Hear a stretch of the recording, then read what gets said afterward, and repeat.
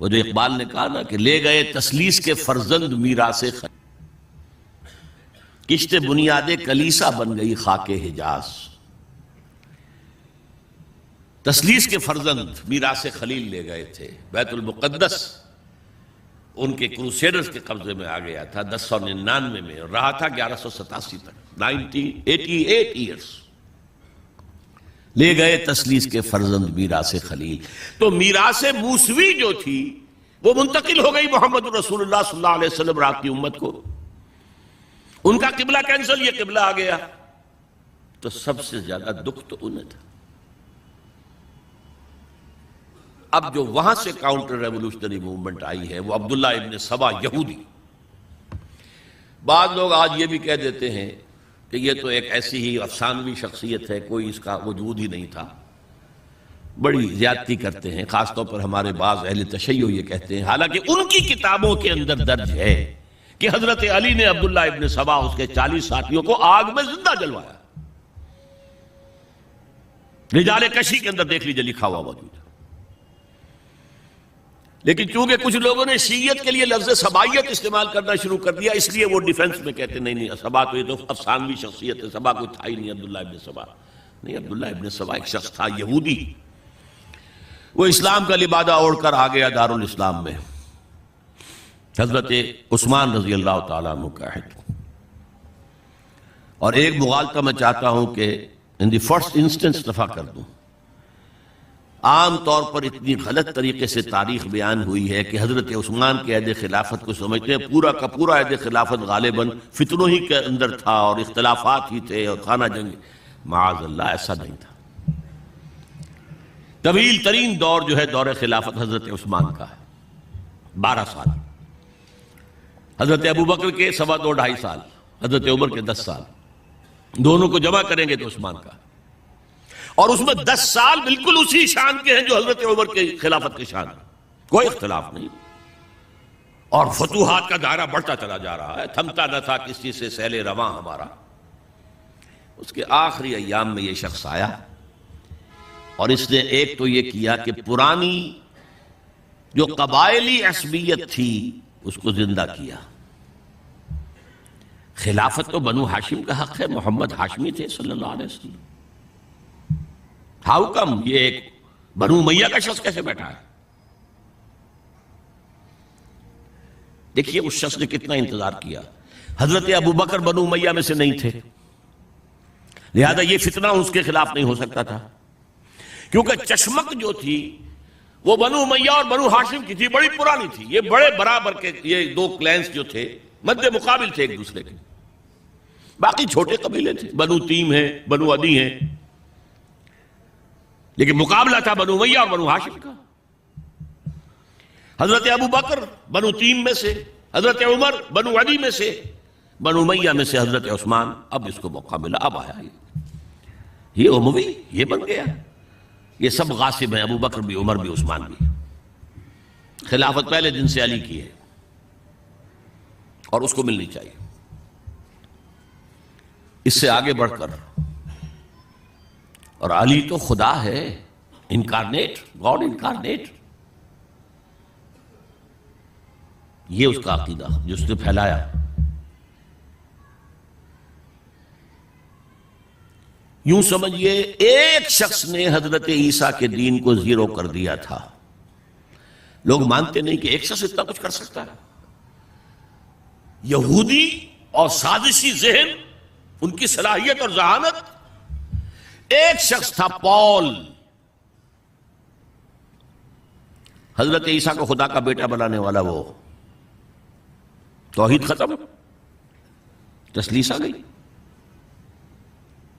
شریعت کو ختم کرنے والا وہ حضرت عیسیٰ کہہ کر گئے تھے تم پر شریعت موسوی نافذ رہے گی.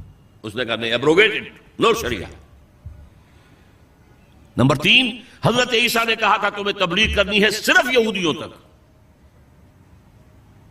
I have been sent only in search of the lost sheep of the house of Israel. میں صرف اسرائیل کے گھرانے کی کھوئی ہوئی بھیڑوں کی تلاش میں آیا ہوں. تمہیں باہر تبلیغ نہیں کرنی. اس نے تبلیغ کا دائرہ وسیع کیا. وہ دین مسیحیت ختم، وہ دین پالزم ہے جو چلا ہے اس کے بعد. سمجھ رہے اس بات کو؟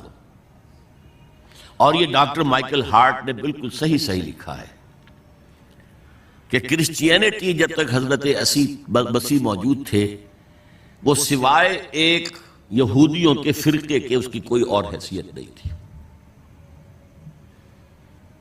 لیکن پال نے اسے ایک انڈیپینڈنٹ دین بنایا۔ ایک شخص کی کارروائی ہے یہ ساری، اور آج پوری دنیا، پوری عیسائی دنیا اسی پر ہے، تسلیس پر بھی، اور شریعت ختم، اور دعوت جو ہے کرتے پھر رہے ہیں پوری دنیا کے اندر۔ اسی طرح اس نے کیا، قبائلی عصبیت کو چھیڑا، اور حضرت علی کا مبالغہ کیا یہ خدا ہے، اوتار، گاڈ انکارنیٹ۔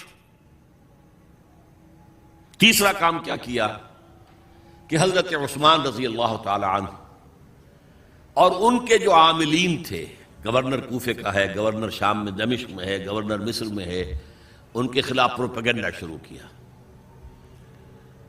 یہ بیت المال میں خیانت کر رہے ہیں، یہ غبن کر رہے ہیں، یہ اپنے عزیزوں کو جو ہے پال رہے ہیں، ان کو دے رہے ہیں، وہ اقربا پروری کر رہے ہیں، اور یہ کر رہے ہیں، اور ٹیکنیک کیسی عجیب۔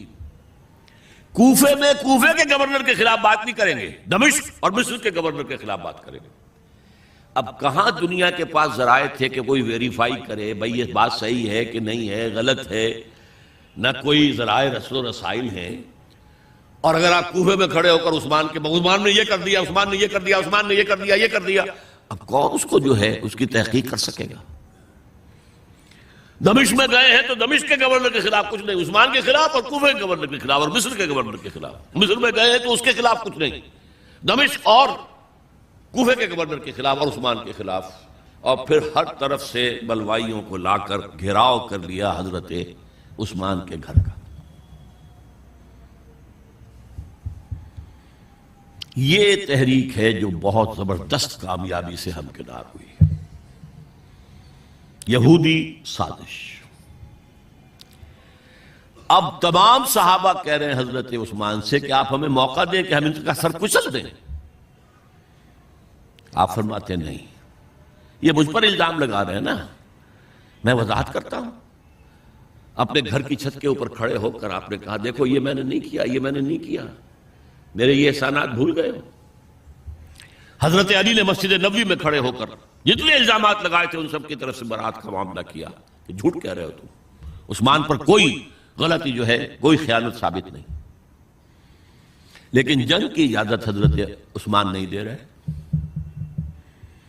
یہ میرے خون کے پیاسے ہیں نا، جب تک قتل نہیں کر لیتے جرم کہاں ہے؟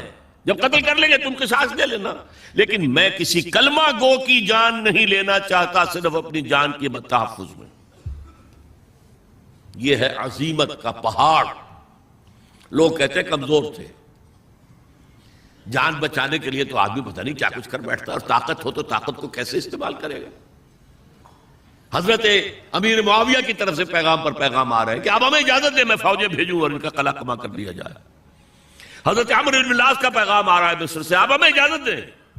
طلحہ، زبیر، علی اجازت مانگ رہے ہیں مدینے کے اندر، آپ اجازت دیں کہ ہم جنگ کریں ان سے۔ نہیں۔ آخر کار حضرت علی نے دونوں بیٹوں کو، حضرات حسنین، حضرت حسن، حضرت حسین، دروازے پر کھڑا کر دیا۔ پہرے دار حضرت عثمان کے، حضرت حسن، حضرت حسین کہ کوئی گھر میں داخل نہ ہونے پائے۔ پچھواڑے سے آئے ہیں اور شہید کیا ہے۔ میرے نزدیک تاریخ کی مظلوم ترین شہادت بمانی مقتول فی سبیل اللہ وہ حضرت عثمان ہے۔ بلکہ میں جرات کر رہا ہوں ذرا، آپ کو معلوم ہے علامہ اقبال سے مجھے کتنا تعلق قلبی ہے۔ میں نے ان کے ایک شعر میں ترمیم کی ہے، میں سمجھتا ہوں انہوں نے صحیح نہیں کہا۔ غریب و سادہ اور رنگی ہے داستان حرم،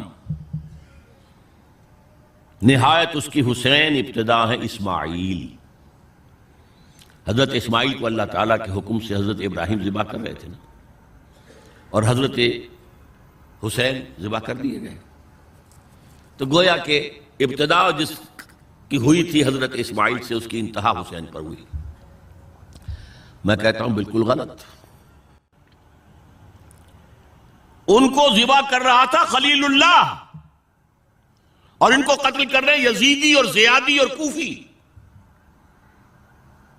کوئی تقابل ہے؟